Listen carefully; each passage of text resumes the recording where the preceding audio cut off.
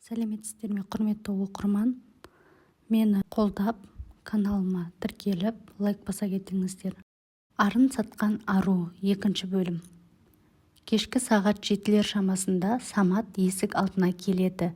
Айда ең әдемі деген гардеробындағы киімін киіп, ерекше құлпырып, іші алай-дүлей қалай болады екен, қазір не айтамын, айтқан сөзім ұнамай қалса ше деп ішкі толқыныспен Саматтың машинасына мінеді. Самат ұзақ қарап көз жанарын ала алмай қалады. Бұл көзқарастан өзі әрең отырған Айда сескеніп қалады. Тез есін жиған Самат: Айда, бұл әлемде сенің сұлуыңа жетер не бар шіркін? Киіктің лағындай мөлдіреген көздерің мені еліртіп барады.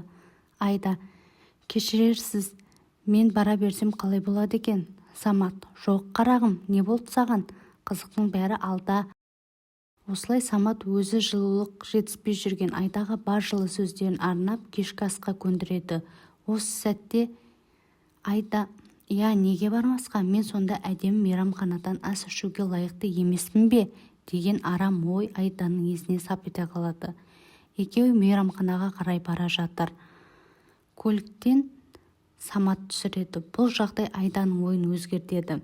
Осындай соңғы үлгідегі көлікке мініп жүрер болсам, ақша жағынан еш қиналмай өмір сүрер едім. Мынау не деген мейрамхана, құдды бір хан сарайы дерсің. Өмірі бұндай кереметті көрмеген Айданы бұл жағдайлар өзгертіп жібереді. Самат пен Айда екеуі мейрамханаға кіреді. Самат әңгімесін бастайды. Саматтың әрбір айтқан сөзі Айданы еліртіп барады. Осылай қызықты сәтті екеуі бірге өткізеді. Сонымен Самат Айданы үйіне жеткізіп салады. Ертеңіне Айда жұмысқа барады. Көз жанарымен Саматты іздейді, бірақ таппайды. Ал бұл уақытта Самат ауруханада еді. Баласы ауырып әйелінің қасында болатын. Айда жұмысын бітіріп қайтып бара жатып Саматқа қоңырау шалады. Самат: қозғалма, қазір барамын, сол жерде тұра тұр дейді. Айда Саматты күтіп екеуі бір зәулім үйге барады. Айда таң қалады.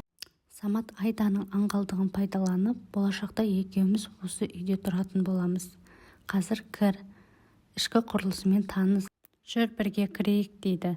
Айда еш қарсылықсыз Саматпен бірге еріп барады. Екеуі үйде бірге қалып, бірге болып таңды бірге атырады.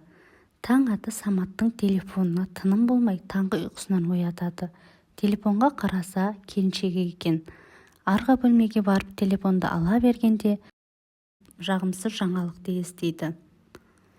Сөйтсе баласы Тайыр о дүниелік болыпты.